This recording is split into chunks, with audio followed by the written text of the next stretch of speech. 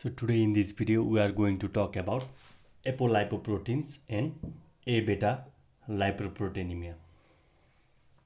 So first of all, let us talk about the apolipoprotein. So we will talk about the various apolipoprotein that are E, A1, C2, B48 and B100. These are the major apolipoprotein that you should know.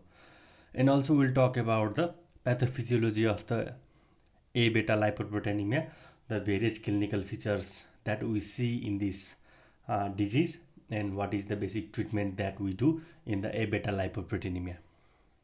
So first of all, let us talk about the apolipoproteins. The protein components of the lipoprotein are known as apolipoprotein. So the major apolipoproteins are the apolipoprotein E, A1, C2, B48 and B100. So now the apolipoprotein E. The apolipoprotein E mediates remnant uptake.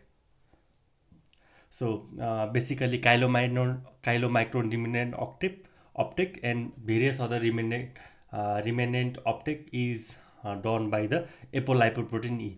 So apolipoprotein E is found in all the lipoprotein except low density lipoprotein. So it is basically present in chylomicron remnant, very low density lipoprotein, high density lipoprotein and intermediate density lipoprotein, but it is not present in low density lipoprotein. So now let us talk about the A1.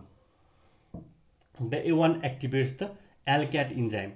So ALCAT is one of the enzymes that takes part in the fat transportation, that means lipid transportation. The ALCAT stands for lecithin cholesterol acyl transferase. So the brief various examples of these types of enzyme I will discuss in the next videos, in the upcoming videos, but for now you should know that the A1 activates the ALCAT and the A1 is found only in the HDL, high density lipoprotein. Now let us talk about another lipoprotein, that is C2. The C2 lipoprotein lipase is a cofactor that catalyzes the cleavage. So C2 apolipoprotein is found in all the lipoprotein except chylomicron remnant. Now let us talk about the B48. So this B48 mediates chylomicron secretion into the lymphatics, and the mediation of this chylomicron secretion into lymphatics is only done on the substrates that are originating from the intestine. So the only particles that are originated from the intestine, the B48 mediates the chylomicron secretion into the lymphatics. So the B48 is found on the chylomicron and chylomicron remnant, and it is not found in other lipoprotein. So let us talk about the B100.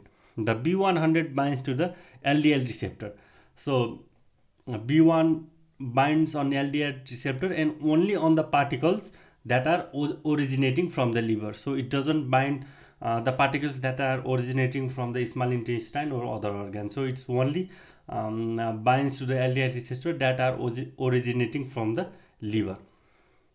So the B100 is found on very low density lipoprotein, intermediate density lipoprotein and low density lipoprotein. These are the three lipoprotein where we can buy B100. So for the understanding, you should know the various functions of the apolipoprotein and in which lipoprotein which type of apolipoproteins are found. Like for example, again I am going to revise.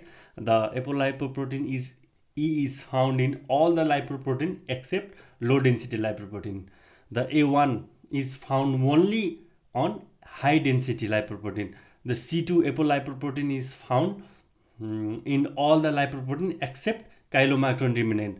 The B48 apolipoprotein is found only on chylomicron and chylomicron remnant. The B100 apolipoprotein is found only on very low density lipoprotein, intermediate lipoprotein and low density lipoprotein.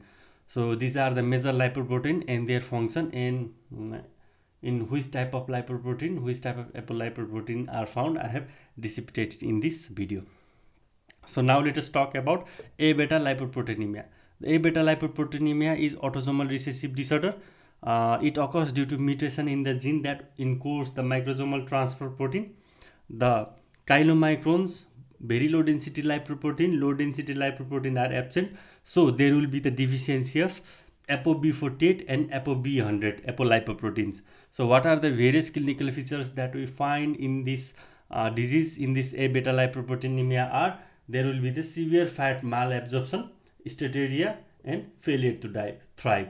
And the late manifestation of the Abetalipoprotenemia will be retinitis pigmentosa, spinocerebellar tract degeneration due to vitamin E deficiency, and progressive ataxia and acanthocytosis. So these are the various clinical features that we find in the patient with Abetalipoprotenemia. And the intestinal biopsy shows the lipid-laden enterocytes. Now, what is the treatment then? The treatment will be the restriction of the long chain fatty acid, and large doses of oral vitamin E should be supplemented to the patient with Abetalipoprotenemia. So in this video we talked about apolipoproteins and Abetalipoprotenemia. So I hope you understood this lecture. Thank you.